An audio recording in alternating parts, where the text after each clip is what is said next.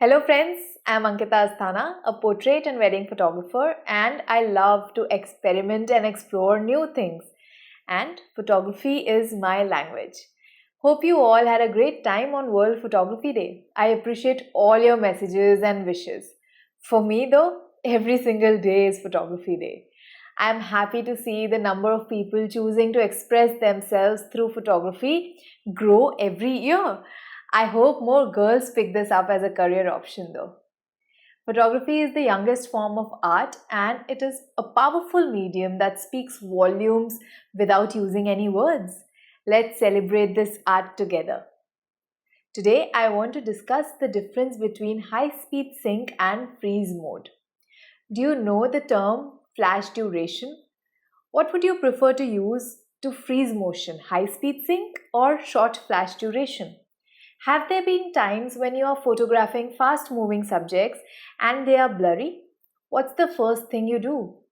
How do you photograph a person jumping, a dancer, liquids in motion, or paint and powder being thrown? Do you increase your shutter speed to freeze their action or motion?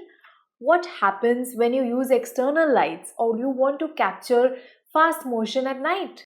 I will answer these questions and more in this video. Have you noticed there might be times when you're using a strobe light or a speed light to freeze fast action and you still see some trails or motion blur? This happens when you use flash and ambient light. This is sometimes used to create some creative effects in photography as well as at weddings, at after parties where you intentionally add light trails etc. to make the photographs look artistic. But what will you do if you don't want those trails in your photograph? How do you photograph then? How do you ensure that your action is crisp?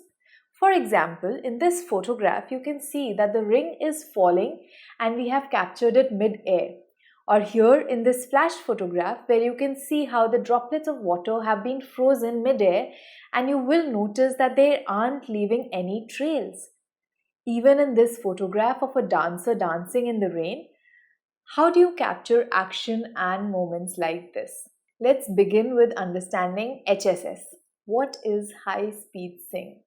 In simple words, it's when you increase your shutter speed more than the camera's native sync, which could be anywhere between 1 by 200 or 1 by 250 based on the camera that you are using, and you synchronize your flash output to match your shutter speed.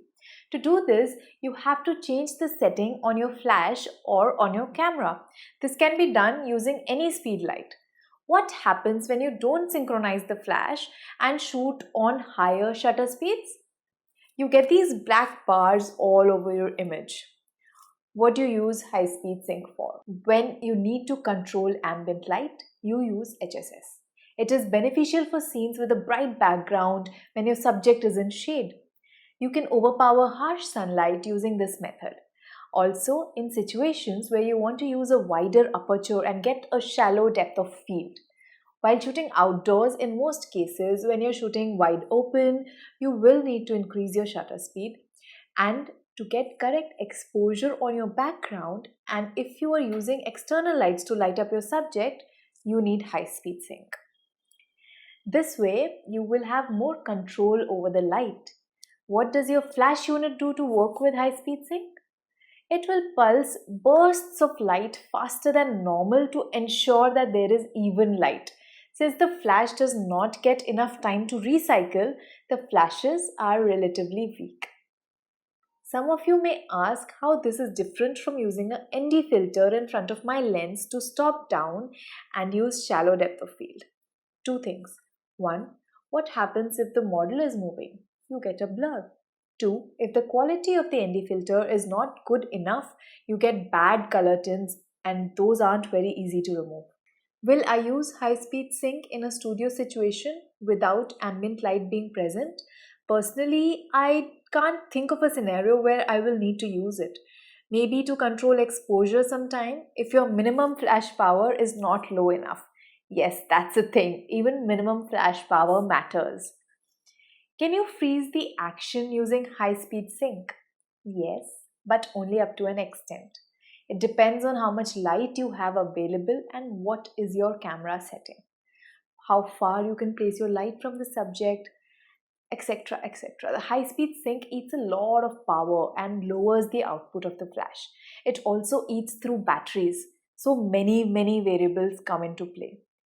Camera maximum shutter speed goes up to 1/4000 on some cameras and 1/8000 on other cameras, and that also eats a lot of light.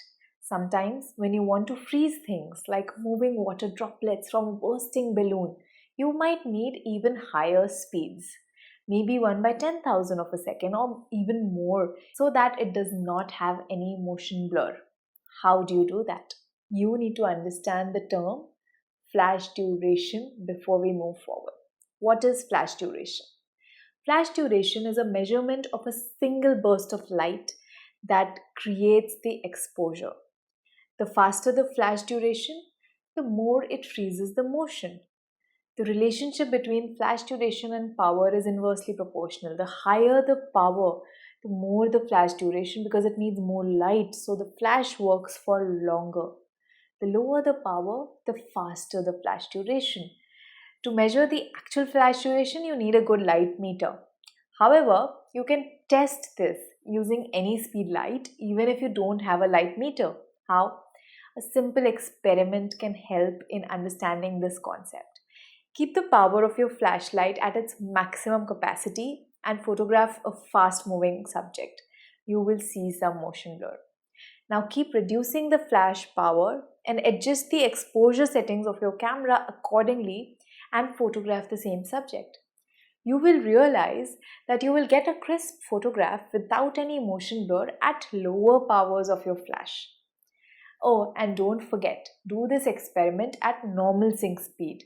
Now, what is freeze mode? On a lot of studio strobes, there's a mode called action mode, or in Profoto lights such as the B10 here, you can see that they have a mode specially optimized for shortest flash duration. Even when you use light in normal mode, the flash duration is pretty fast. But in freeze mode, the priority is given to fast flash duration over other things. In freeze mode, the flash duration on a B10 can be as fast as T.5 at 1/50,000 of a second, which will freeze water at speeds you can't even see with your eyes. For those who don't understand T.5, this is basically the duration for 50% dissipation of light. Different brands may have different nomenclatures for measuring light. Now, the flash duration is shortest at minimum power.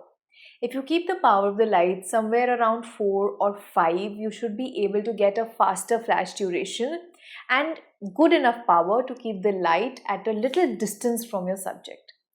Profoto also has an option of a flash duration of 1/80,000 of a second on the Pro 10 Studio Pack.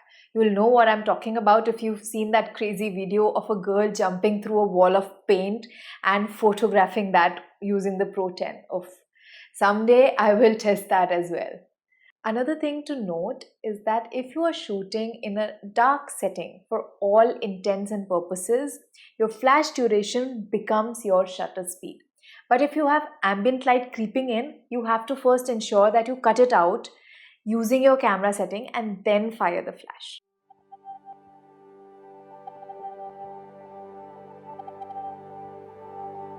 So I've already set up the ring on an acrylic sheet over here. I'm going to use the B10.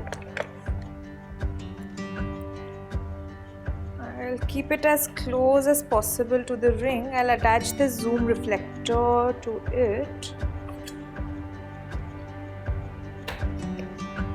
And bring it close to the ring.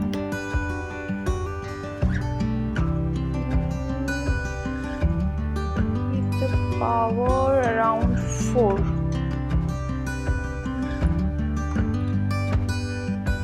Yeah, that looks about right. The light is set now. So while you're shooting in freeze mode, the biggest tip that I can give you guys is to avoid ambient light as much as possible.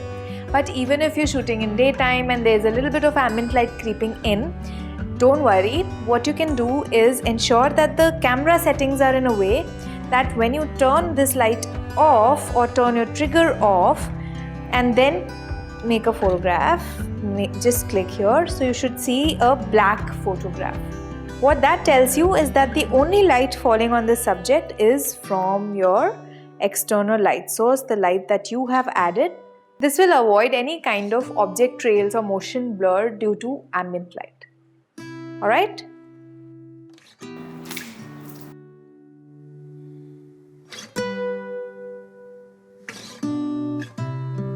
For this ring shot, I used a Profoto B10 with a zoom reflector directly above the ring. We were happy with the first shot we got, but we felt it would be nice to add some color to the water. So we added a second light, which is the B1X with a magenta color gel from behind, focusing only on the water. We were careful about any colored light spill on the ring itself.